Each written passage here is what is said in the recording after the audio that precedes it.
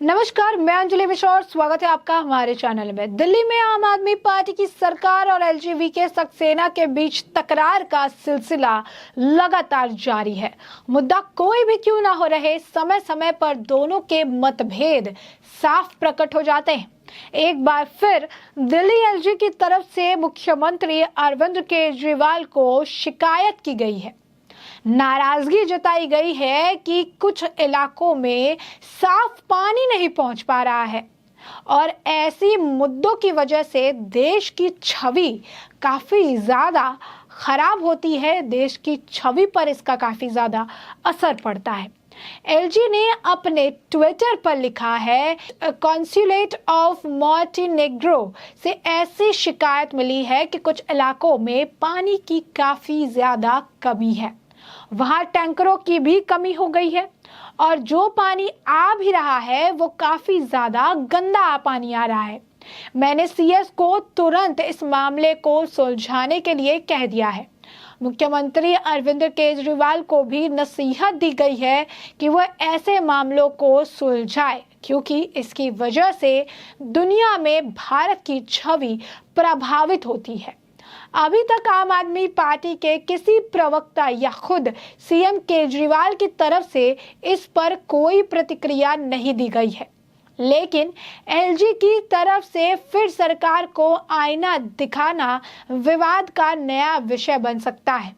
ऐसे में इससे पहले दिल्ली में एक्सरसाइज ड्यूटी को लेकर सरकार द्वारा बनाए गए नए नियमों पर भी बवाल खड़ा हो गया था।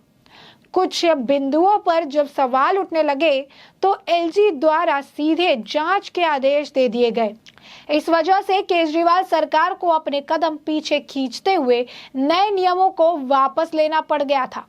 इसी तरह से मुख्यमंत्री को सिंगापुर दौरे पर जाना था। एलजी ने उन्हें उस दौरे की मंजूरी ही नहीं दी। साफ कहा गया कि मेरू की बैठक में किसी सीएम का जाना सही उदाहरण पेश नहीं करता है। उस मुद्दे पर भी जमकर राजनीति देखने को मिली थी और लंबे समय तक बीजेपी बनाम आम आदमी पार्टी के बीच जंग चलती रही। अरविंद केजरीवाल सरकार के खिलाफ सीबीआई जांच का आदेश दे चुके। उपराज्यपाल वीके सक्सेना ने अब पानी को लेकर सरकार को नसीहत दी है। एक कॉन्सुलेट में पानी की समस्या को लेकर मिली शिकायत के बाद उपराज्यपाल ने चीफ सेक्रेटरी को तुरंत एक्शन लेने को कहा है। उन्होंने मुख्यमंत्री अरविंद केजरीवाल से कहा कि ऐसी घटनाओं से देश का नाम बदनाम होता है। एलजी ऑफिस की ओर से शुक्रवार को इसकी जानकारी दी गई। मॉनेटरी निग्रो के कॉन्सुलेट से इस मिली शिकायत की कॉपी को भी साझा किया गया। एलजी ऑफिस की ओर से कहा गया कि मॉन्टेनेग्रो के कंसुलेट से पानी की आपूर्ति नहीं होने, टैंकर नहीं मिलने और दिल्ली जल बोर्ड से कम प्रेशर पर गंदा पानी मिलने की शिकायत की गई है। चीफ सेक्रेटरी को तुरंत इस मुद्दे में समाधान के लिए कहा गया। सीएम अरविंद केजरीवाल को सलाह दी गई कि इस तरह के मुद्दों को देखें जो दुनिया में भारत की छवि खराब कर रहे हैं। मॉन्टेनेग्रो कंसल्टेंट के एलजी को भेजी गई शिकायत में कहा गया कि हम आपसे विनम्र निवेदन कर रहे हैं, 2 दिनों से कंसुलेट में पानी नहीं आ रहा। दिल्ली जल बोर्ड में कहा गया कि वे वाटर टैंकर भेज देंगे, लेकिन कोई एक्शन नहीं लिया गया। पानी की आपूर्ति कम प्रेशर और दूषित है। उपराज्यपाल वीके सक्सेना ने लोकायुक्त की सिफारिश पर कांग्रेस के पूर्व जो विधायक है और कांग्रेस कमेटी के जो पूर्व अध्यक्ष थे, प्रदेश उपाध्यक्ष जय किशन के खिलाफ एफआईआर दर्ज करने का भी निर्देश दिया है। दरअसल ये पूरा मामला फर्जी मतदाता पहचान बनवाने का है। एलजी कार्यालय के अधिकारियों के मुताबिक कांग्रेस नेता पर 2013 से 14 में आरोप लगे थे। दरअसल दिल्ली के सुल्तानपुर माजरा विधानसभा क्षेत्र में 5 बार विधायक रह चुके जय किशन पर चुनावी प्रक्रिया में हस्तक्षेप करने और अनुचित लाभ हासिल करने के उद्देश्य से अपने पते पर फर्जी मतदाता पहचान पत्र बनवाने का आरोप लगाया है।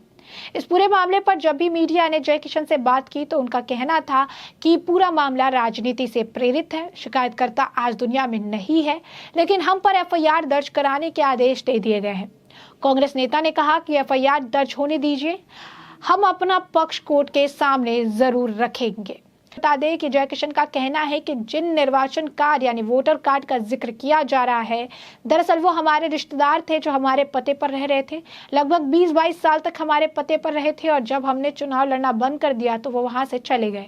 हमारे पते पर कुल 13 पहचान पत्र बनाए गए थे, जिसमें से 6 हमारे परिवार के थे, बाकी हमारे रिश्तेदार और संबंधियों के। उन्होंने कहा कि इन पर जो आरोप लगाए जा रहे हैं वो बेबुनियाद और निराधार है। इससे पहले एलजी ने विनय कुमार सक्सेना ने आम आदमी पार्टी सरकार की नई एक्साइज पॉलिसी के खिलाफ सीबीआई जांच की सिफारिश भी की थी। दरअसल आरोप है कि केजरीवाल सरकार ने नई एक्साइज पॉलिसी के जरिए शराब लाइसेंसधारियों को अनुचित लाभ पहुंचाया है। वही एलजी ने हाल ही में केजरीवाल के सिंगापुर जाने की अनुमति वाली अर्जी को भी खारिज कर दिया था। उन्होंने केजरीवाल को सिंगापुर समिट में न जाने की सलाह देते हुए कहा था कि वह मेयरों का समिट है। वहीं आपको बता दें कि दिल्ली के मुख्यमंत्री अरविंद केजरीवाल ने तिरंगा अभियान को लेकर लोगों से अपील करते हुए कहा कि 14 तारीख को तिरंगे के साथ राष्ट्रगान गाए। 14 तारीख को हर हाथ में तिरंगा होगा। तिरंगा अभियान को लेकर दिल्ली सीएम अरविंद केजरीवाल ने कहा वो लोगों से अपील करते हैं कि 14 अगस्त को स्वतंत्रता दिवस के एक दिन पहले शाम 5 बजे हर भारतवासी अपने हाथ में तिरंगा लेकर राष्ट्रगान गाए। दिल्ली में हम इसके लिए बड़े स्तर पर तिरंगा बांटेंगे। 25 लाख तिरंगे दिल्ली सरकार दिल्ली में लोगों को बांटेगी। केजरीवाल ने प्रेस कॉन्फ्रेंस करते हुए कहा आजादी के 75 साल पूरे होने के मौके पर दिल्ली सरकार 25 लाख तिरंगा बांटेगी। इस मौके पर दिल्ली के स्कूल के बच्चों और गली गली चौराहों पर लोगों को तिरंगा दिया जाएगा। पूरी दिल्ली 14 अगस्त शाम 5 बजे तिरंगा लेकर एक साथ मिलकर राष्ट्रगान गाएगी। सीएम ने कहा हम सभी भारत को दुनिया का सर्वश्रेष्ठ और नंबर 1 राष्ट्र बनाने का प्रण लेंगे। वहीं केजरीवाल की इस घोषणा पर कि 14 अगस्त के दिन सेलिब्रेट किया जाएगा, अमित मालविया ने सवाल उठाया और ट्वीट करके लिखा 14 अगस्त ? अरविंद केजरीवाल पापी और दुष्ट है। वो एक निर्वाचन क्षेत्र के लिए खेल रहे हैं और ये अच्छी तरह से जानते हैं कि भारत को 15 अगस्त को स्वतंत्रता मिली थी, लेकिन हम समझते हैं कि शाहीन बाग में जिन्ना वाली आजादी का समर्थन करने वाले 14 अगस्त को इसे क्यों मनाना चाहते हैं। तो ऐसे में आप देख सकते हैं किस तरीके से अरविंद केजरीवाल जो है लगातार अपनी बयानबाजी की वजह से, अपनी घोषणाओं की वजह से मुश्किलों में पड़ते रहते हैं। इस बार भी कुछ ऐसा ही आलम अरविंद केजरीवाल के साथ देखने के लिए मिल रहा है। इसमें आप देख सकते हैं कि एक तरफ जो है दिल्ली एलजी और अरविंद केजरीवाल के बीच की जो टकरार है वो साफ तौर पर निकलकर सामने आ रही है। साफ तौर पर समझ आ रही है कि इनके बीच में आपसी मतभेद जो है उत्पन्न है। जो पहले एलजी थे बैजल जी, उनके साथ भी अरविंद केजरीवाल के ऐसे ही रिश्ते थे, काफी नोकझोंक देखने के लिए मिलती थी। हर मुद्दे पर जो है एक अगेंस्ट वाली चीज आ जाती थी और इस बार भी दिल्ली एलजी के साथ भी, नए एलजी के साथ जिनके साथ ये कह रहे थे कि काफी पॉजिटिव वाइब्स आ रहे हैं, इनके साथ भी अरविंद केजरीवाल की बनती हुई नहीं नजर आ रही है।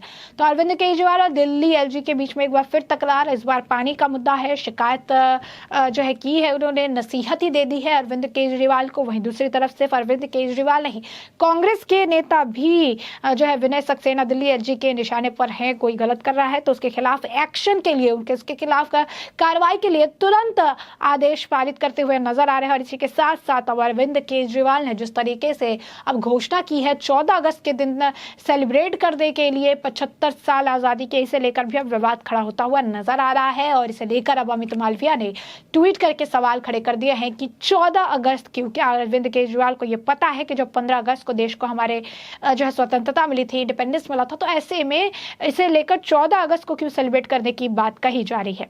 तो ऐसे में हमने आपको ये पूरा मामला जो है बड़े विस्तार से बताया है कि ये पूरा मुद्दा क्या है। और अब इस पूरे मुद्दे पर आपकी भी जो राय हो हमें कमेंट सेक्शन में कमेंट करके जरूर साझा करें।